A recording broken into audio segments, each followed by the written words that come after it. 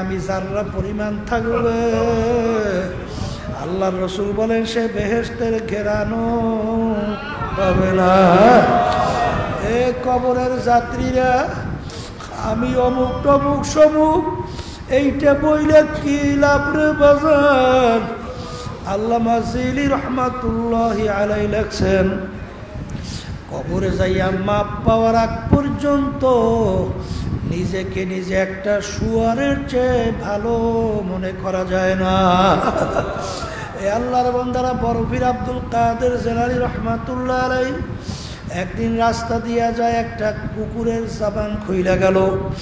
কুকুর ডাক দিয়ে বলে, বরফির সাহেব হুজুর আপনি ভালো না আমি কুকুর ভালো? বরফির সাহেব হুজুর কি বলবে? তিনি দাঁড়াই অপেক্ষা করতেছেন। আল্লাহ রাব্বুল আলামিন তার দিলের ভিতরে প্রশ্নের উত্তর পয়দা করলো। বরফির সাহেব হুজুর বলে, কুকুর শোন, কিয়ামতের ময়দানে আমার মাওলা যদি আমাকে মাফ কইরা দেয়, ও কুকুর তোর চেয়ে আমি অনেক ভালো। আর কিয়ামতের ময়দানে যদি আমার মালিক আমাকে মাফ না করে, ও কুকুর তুই আমার চেয়ে অনেক ভালো। ও কুকুর তোর কোনো হিসাব নাই, তোর কোনো বেহেশত জাহান্নাম নাই, কিন্তু আমি আব্দুল কাদের মানুষ। যদি আমার মালিক আমাকে মাফ না করে, আমার মালিক জাহান্নামের যে আযাবের ঘোষণা দিয়েছে ওই এক সেকেন্ডের আযাব সহ্য করার শক্তি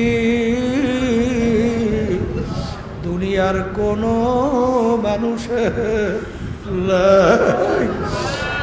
কবরের যাত্রীরা আল্লাহ রাব্বুল আলামিন জাহান্নামের আগুন তৈরি করার পরে আল্লাহ রাব্বুল আলামিন বলো, ফেরেশতারা জাহান্নামের আগুনকে তেজ করো।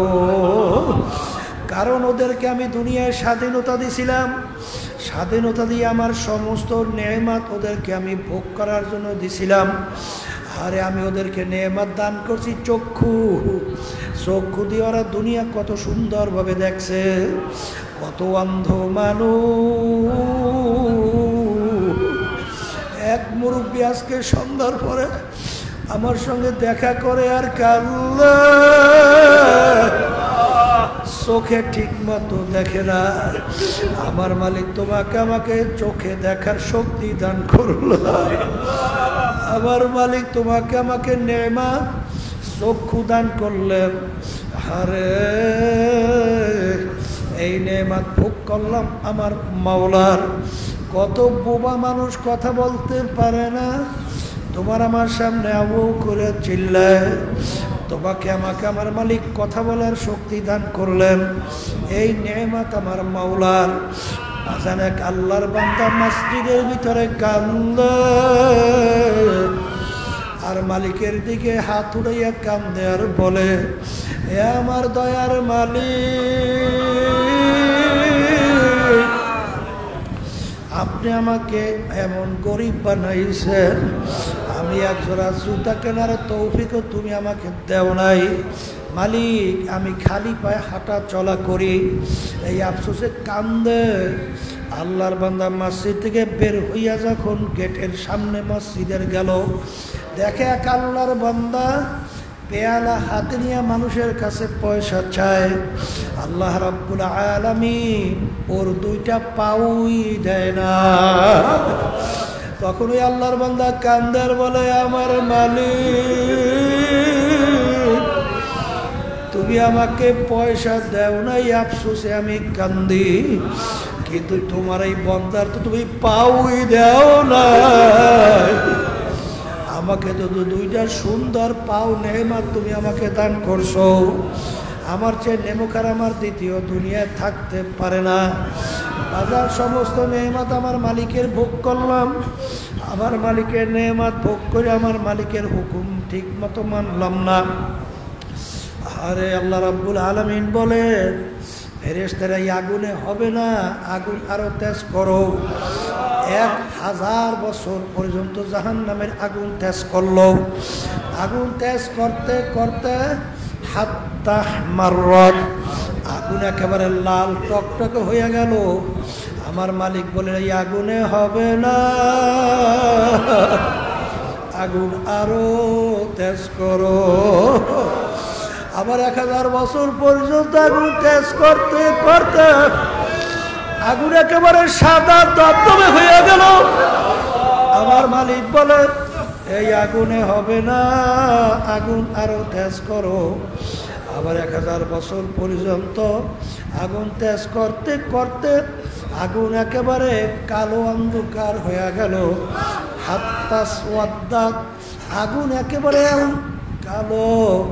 ওই আগুন সম্পর্কে এখন আমার মালিক নিজে বলে নারুল্লাহিল মুকাদাতুল্লাতি তাত্তালিউ আলাল আফইদা, জাহান্নামের আগুন এমন তেজের আগুন হবে শরীরের যে কোনো জায়গায় লাগার সঙ্গে সঙ্গে ওই আগুন যাইয়া কলিজা পর্যন্ত পৌঁছে যাবে। আরে বড় পীর আব্দুল কাদের জিলানী রাহমাতুল্লাহি আলাইহি কান্দে আর বলে ও কুকুর, তোর জাহান্নাম নাই, তোর কোনো আযাব নাই। আর আমি আব্দুল কাদের যদি ঠিক মতো প্রশ্নের উত্তর দিতে না পারি আর নেকের পাল্লা যদি হালকা হইয়া বসে আর গুনার পাল্লা যদি ভারী হইয়া বসে, ওই জাহান্নামের আযাব সহ্য করার শক্তি আমার নাই। ও কুকুর, তুই আমার চেয়ে অনেক ভালো। এই জন্য আমার বাজানদেরকে বলবো, পর্দালে মা বোনদেরকে বলবো, বাজান মুসলমান বলতে কিন্তু মন চায় গুনার থেকে ফেরবে, নেকের কাজ করবে, কলবকে শুদ্ধি কইরা ভালো কইরা তারপর দুনিয়া থেকে বিদায় নিয়ে কবরে যাবে। কিন্তু বাজান শয়তান এবং নাফস তোমার আমার পিছনে শত্রু হিসাবে কাজ করে। বাজান এই শয়তান এবং নফসের শত্রুতার থেকে বাঁচার জন্যে আল্লাহ রাব্বুল আলামিন তোমাকে আমাকে হুকুম করছেন ওয়াকুনু মা'আস সাদিকিন, তোমরা সাদিকিন বান্দাদের সঙ্গী হও। এই জন্য আমার বাজানদেরকে বলবো একটু পরীক্ষা কইরা দেখেন বাজান, যারা সাদিকিন বান্দাদের সঙ্গে বিশেষ করে আল্লাহর ফজল করমে যারা চরমোনাই তরিকার সাথে জড়াইয়া, বাজান আল্লাহর বান্দারা যে চরমোনাই তরিকার ঔষধ রাইখা গেছিলেন, 5টা ঔষধ যদি ঠিকমতো পালন করতে পারেন, আপনাদের এলাকায় আপনাদের এলাকার ভিতরে পরীক্ষা কইরা দেখবেন। বাজান কালকে যেখানে মাহফিল করছিলাম, এক মেম্বার কান্দার বলে হুজুর আমাকে চরমোনাইয়ের মুজাহিদরা দাওয়াত দিল চরমোনাই যাওয়ার জন্য, কিন্তু হুজুর আমি চরমোনাই যাই নাই।